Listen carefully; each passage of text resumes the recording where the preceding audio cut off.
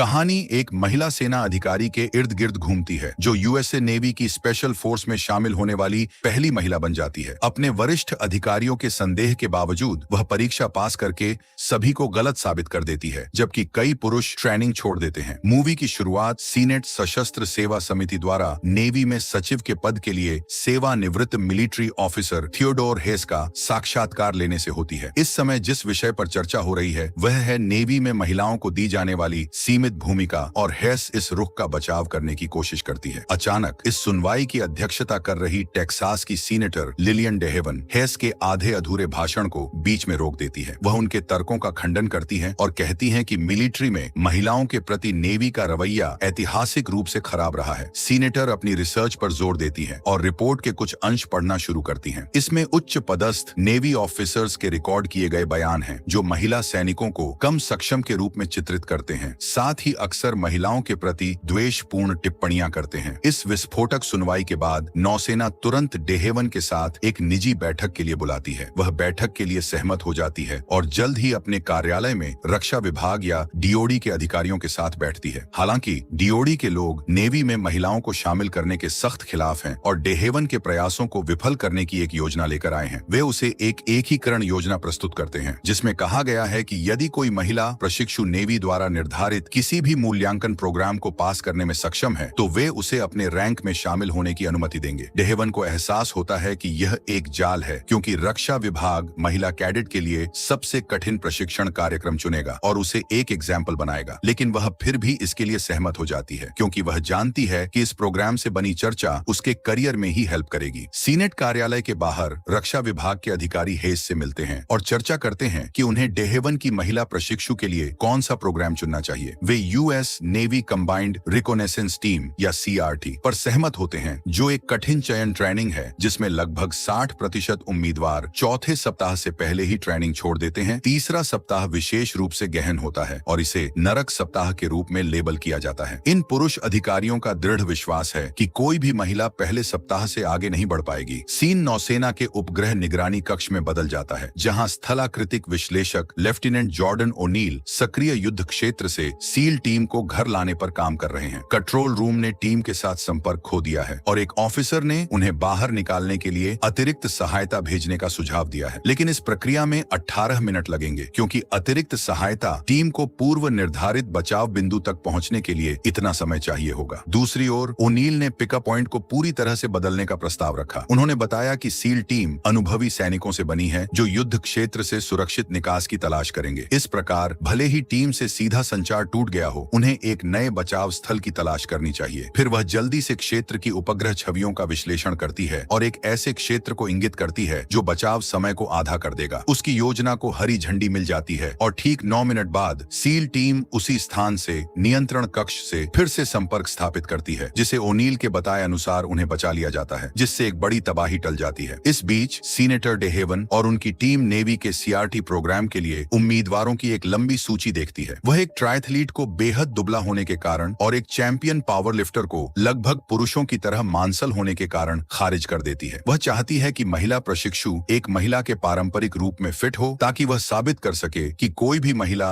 Navy का हिस्सा हो सकती है, और ऐसा करने के लिए महिलाओं को हमेशा शारीरिक रूप से मजबूत दिखने की जरूरत नहीं है। उसकी नजर लेफ्टिनेंट जॉर्डन ओनील पर पड़ती है, जिसने ओलंपिक ट्रायथलॉन प्रतियोगी होने के साथ साथ अकादमिक रूप से उत्कृष्ट होने की प्रभावशाली उपलब्धियां हासिल की हैं। वह पारंपरिक रूप से स्त्री होने के मामले में डेहेवन के बिल में भी फिट बैठती है। काम के इस व्यस्त दिन के बाद लेफ्टिनेंट ओनील अपने मंगेतर लेफ्टिनेंट कमांडर रॉयस हार्पर से मिलती है, जो नेवी के लिए एक ऑपरेशनल अधिकारी है। वह उसे संदिग्ध स्थिति से सफलतापूर्वक निपटने के लिए बधाई देता है, लेकिन साथ ही उसे वार्निंग भी देता है कि वह ऐसे मामलों में बहुत अधिक शामिल न हो, क्योंकि वह एक सैनिक नहीं बल्कि एक खुफिया अधिकारी है। तभी ओनील को एक कॉल आती है और उसे सीनेटर डेहेवन से उनके ऑफिस में तत्काल मिलने के लिए कहा जाता है। अगले दृश्य में सीनेटर सीआरटी प्रोग्राम से संबंधित डॉक्यूमेंट ओनील को देता है और बताता है कि पूरा मामला क्या है। वह कहती है कि अगर ओनील इस ट्रेनिंग को पूरा करे लेती है तो भविष्य में महिलाओं के लिए नेवी में शामिल होने के दरवाजे खुल जाएंगे। उस रात लेफ्टिनेंट अपने घर लौटती है और अपने पति के साथ इस विचार पर चर्चा करती है, लेकिन वह कई कारणों से इस विचार के बारे में बहुत उत्साहित नहीं लगता। सबसे पहले नेवी सीआरटी एक बहुत ही कठिन प्रोग्राम है जो ओनील को लंबे समय तक चलने वाली शारीरिक चोटें पहुंचा सकता है। उसे कई पुरुषों के साथ प्रशिक्षण और रहने की जगह भी साझा करनी होगी, जो निस्संदेह उसके साथ गलत बर्ताव करेंगे। लेकिन अगर वह किसी तरह से चुनी जाती है तो उसे लंबे समय तक एक्टिव ड्यूटी पर तैनात किया जाएगा। रॉयस का कहना है कि उसके पास इतने लंबे समय तक उसका इंतजार करने का धैर्य नहीं हो सकता। ये ओनील को दुखी करता है, जिसे लगता है कि उसका मंगेतर उसकी क्षमताओं और उनके रिश्ते को कमजोर कर रहा है। वह अब सभी को गलत साबित करने के लिए और भी दृढ़ है और CRT कार्यक्रम के लिए नामांकन करती है। कुछ दिनों बाद वह ट्रेनिंग सेंटर पहुंचती है और कमांडिंग ऑफिसर उसे हॉस्टल से दूर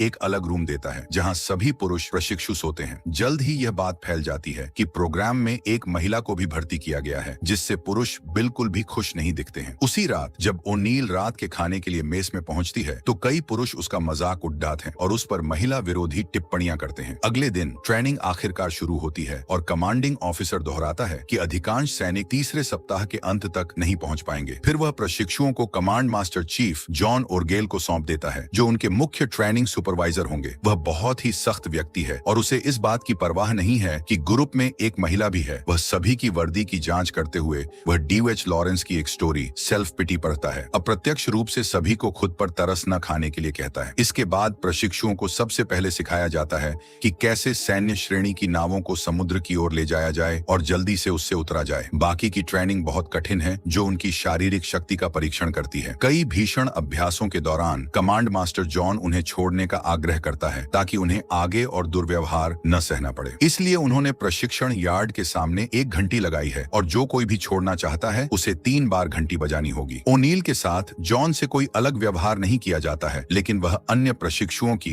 लैंगिकवादी टिप्पणियों से बच नहीं सकती है। वे सभी रसोई की ओर भागते हैं और अपने प्लेटों में खाना पाने के लिए जी जान से संघर्ष करते हैं। लेकिन जैसे ही वे इसे खाने लगते हैं, प्रशिक्षक उन्हें मैदान की ओर वापस जाने के लिए चिल्लाना शुरू कर देते हैं। उन्हें अपने भोजन को कचरे के डिब्बे में डालने और खाली पेट प्रशिक्षण में शामिल होने के लिए मजबूर होना पड़ता है। चरम दिनचर्या का यह सिलसिला अगले दिन भी जारी रहता है। सुबह से रात हो जाती है और सैनिकों को ठंडे समुद्री पानी का सामना करने के लिए प्रशिक्षित किया जाता है। इसके बाद ही उनका चिकित्सकीय मूल्यांकन किया जाता है और उन्हें वही खाना खाने की अनुमति दी जाती है जिसे उन्होंने कचरे के डिब्बे में फेंक दिया था। यह पूरी तरह अराजकता है, लेकिन ओनील उसकी जेब में रोटी का एक टुकड़ा छुपा लेती है और बचा हुआ ठंडा भोजन अपने मुंह में ठूंस लेती है। रात के खाने के बाद कमांड मास्टर जॉन उन्हें एक निबंध लिखने का आदेश देते हैं कि वह US नेवी स्पेशल फोर्सेस में क्यों शामिल होना चाहते हैं। जब थके और भूखे सैनिक निबंध लिखने पर ध्यान केंद्रित करते हैं तो जॉन उन्हें सुलाने के लिए सुखदायक ओपेरा सॉन्ग बजाता है, जिससे जो सो जाते हैं उन्हें शिविर से बाहर निकाल दिया जाता है। ओनील रोटी का एक निवाला खाती है जिसे उसने पहले से छिपा रखा था और इससे उसे इस परीक्षण के दौरान जागते रहने में मदद मिलती है। 15 मिनट बाद जॉन परीक्षण कक्ष में वापस आता है और उन्हें ट्रेनिंग यार्ड में वापस भागने का ऑर्डर देता है। उन्हें एक बाधा कोर्स दौड़ना है जिसमें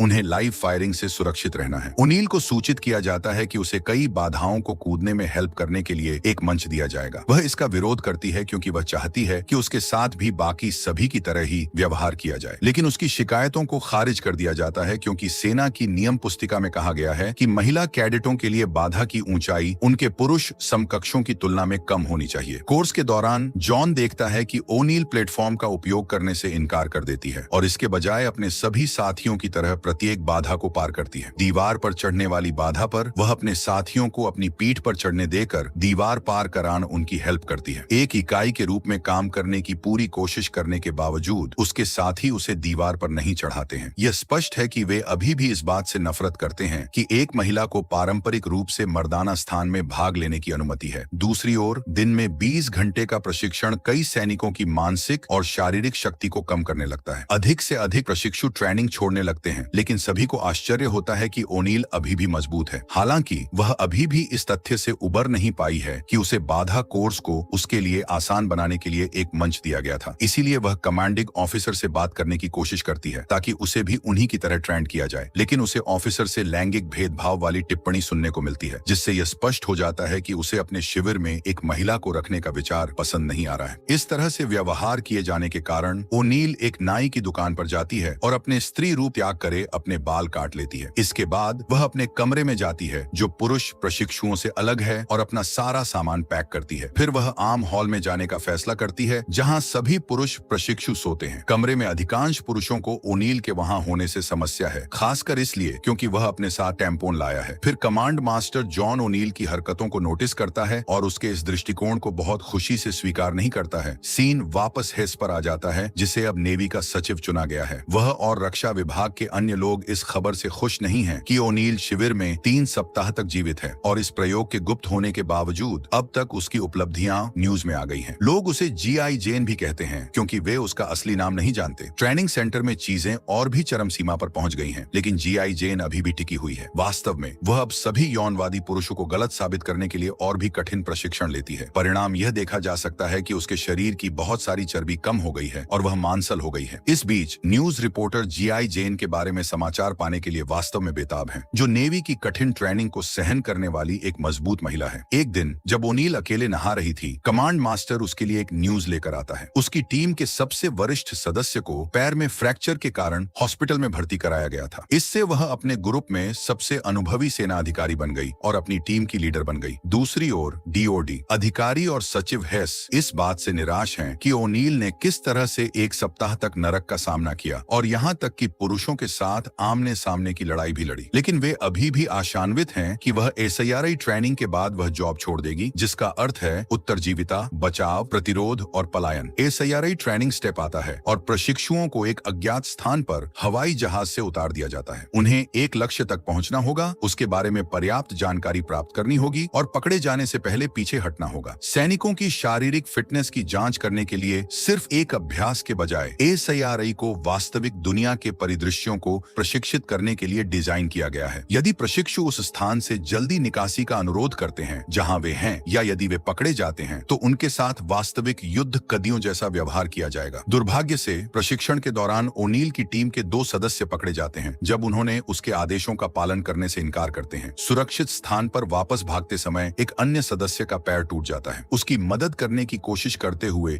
ओनील भी पकड़ी जाती है। वे सिर्फ प्रशिक्षु हैं, लेकिन अधिकारी इसे वास्तविक रूप देते हैं और उस व्यक्ति की हेल्प भी नहीं करते जिसका पैर टूट गया था। वे वास्तव में उसे अन्य टीमों के स्थान के बारे में जानकारी देने के लिए टॉर्चर करते हैं, जिसका इस परिदृश्य में मतलब है ट्रेनिंग छोड़ना। जब ओनील का समय आता है तो उससे कोई और नहीं बल्कि खुद कमांड मास्टर जॉन ही पूछताछ करते हैं। उसके हाथों को उसकी पीठ के पीछे बांध कर जॉन उसे बेरहमी से पीटना शुरू कर देता है। जब दूसरे ट्रेनिंग ऑफिसर को लगता है कि यह बहुत हिंसक हो रहा है तो जॉन उसे बाहर जाने का आदेश देता है। फिर वह ओनील को उसके सिर से पकड़ता है और उसे दरवाजे से बाहर पटक देता है और ओनील को सबके सामने प्रताड़ित करता है ताकि वह उसकी टीम के साथियों से बाकी टीमों के स्थान के बारे में इंफॉर्मेशन ले ले। लेकिन ओनील अपनी टीम के साथियों को चुप रहने के लिए दृढ़ता से कहती है। फिर जॉन यातना को एक कदम आगे ले जाता है और उसकी पैंट फाड़ने की कोशिश करता है, यह कहते हुए कि यह सब वास्तविक स्थिति में हो सकता है। अचानक ओनील जवाबी कार्रवाई करता है और जॉन को उसके पैरों के बीच मारने में कामयाब हो जाती है। फिर वह उसके शरीर पर 2 खतरनाक किक मारती है, लेकिन जॉन उठता है और उसे बेहोश कर देता है। फिर वह उसकी टीम के साथियों की ओर जाता है और यह कहकर अपने कृत्य को उचित ठहराता है कि वह उसे यह एहसास दिलाने के लिए ऐसा कर रहा है कि वह लड़ने के लिए पैदा नहीं हुई है। यह सब बकवास सुनकर ओनील जॉन को उसकी पीठ चूमने के लिए कहकर उसका अपमान करती है, जिस पर सभी पुरुष प्रशिक्षु ओनील की जय जयकार करते हैं और कमांड मास्टर को ऐसा करने के लिए कहते हैं। सभी विभागों के बेमेल सैनिकों के एक समूह को एक टीम में बदलने के बाद ओनील ने आखिरकार जॉन का सम्मान अर्जित किया। GI जेन के CRT ट्रेनिंग पास करने की खबर सीनेटर डेहेवन तक पहुंचती है, जो इस बात से बहुत खुश हैं। अपनी बहादुरी के प्रदर्शन के बाद ओनील को अपने साथियों से सम्मान मिलना शुरू हो गया है, जो अब उसके साथ एक समान और एक दोस्त की तरह व्यवहार करते हैं। एक दिन जब वह अपनी महिला मित्रों के साथ समुद्र तट पर बाहर जाती है तो कोई चुपके से उसकी फोटो क्लिक करने में कामयाब हो जाता है। फिर तस्वीरें उच्च अधिकारियों को भेजी जाती हैं, जो ओनील पर समलैंगिक होने का सवाल उठाते हैं। उसे बताया जाता है कि ट्रेनिंग के दौरान अन्य महिला अधिकारियों के साथ उसकी तस्वीरें लेना उनके और उनके संगठन के लिए अपमान की बात है। इसलिए जैसा कि यह है, वह प्रशिक्षण छोड़ देगी ताकि पूरी तस्वीरों की जांच की जा सके। वह अपनी ट्रेनिंग जारी रखना चाहती है और उसका मानना है कि कोई उसकी ट्रेनिंग में बाधा डालने कोशिश कर रहा है, लेकिन उसे बताया जाता है कि जांच के बाद जब वह निर्दोष साबित हो जाएगी तो वह फिर से शुरू से प्रशिक्षण में शामिल हो सकेगी, जिसका मतलब है कि अब तक उसने जो कुछ भी किया है वह सब व्यर्थ हो जाएगा। इस बात से क्रोधित होकर कि हर कोई उसे बर्बाद करने की कोशिश कर रहा है, ओनील ने 3 बार घंटी बजाई, यह संकेत देते हुए कि वह स्वेच्छा से ट्रेनिंग से हट रही है। फिर वह अपने मंगेतर के पास घर लौटी है, जिसके पास साझा करने के लिए कुछ हैरान करने वाली खबर है। वह उसे दिखाता है कि गुमनाम तस्वीरें किसी और से नहीं बल्कि सीनेटर डेहेवन के ऑफिस से ही भेजी गई थी। वही व्यक्ति जो चाहता था कि वह महिला सशक्तिकरण को साबित करने के लिए सफल हो। पता चलता है कि सीनेटर ओनील का इस्तेमाल सिर्फ अपना नाम आगे बढ़ाने के लिए कर रही थी। वह चाहती थी कि वह अपने पुरुष समकक्षों को डराने के लिए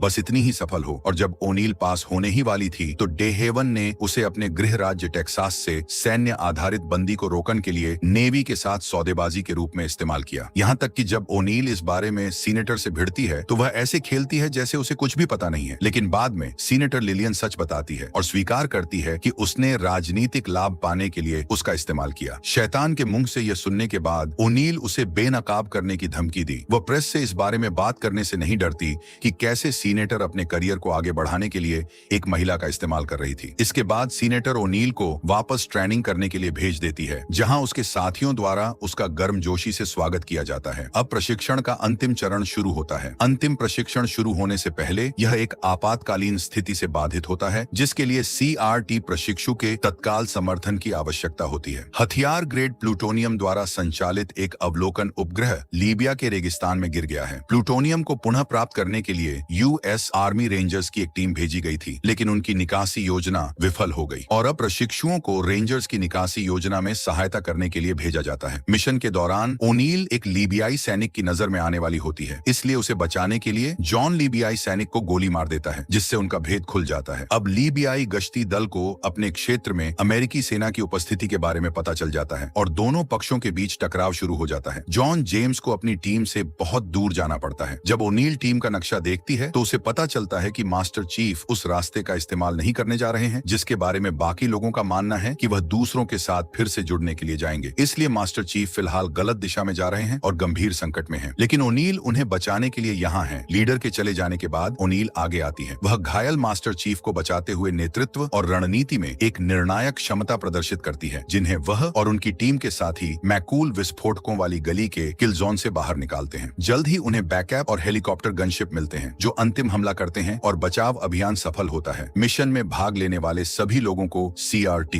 में स्वीकार कर लिया जाता है। अंतिम दृश्य में कमांड मास्टर जॉन जेम्स और गेल ओनील को अपना नेवी क्रॉस और एक कविता की किताब देते हैं, जिसमें DH लॉरेंस की एक छोटी कविता सेल्फ पिटी है, जो उनकी उपलब्धि की स्वीकृति और उन्हें बचाने के लिए आभार के रूप में है। और मूवी यही समाप्त हो जाती है।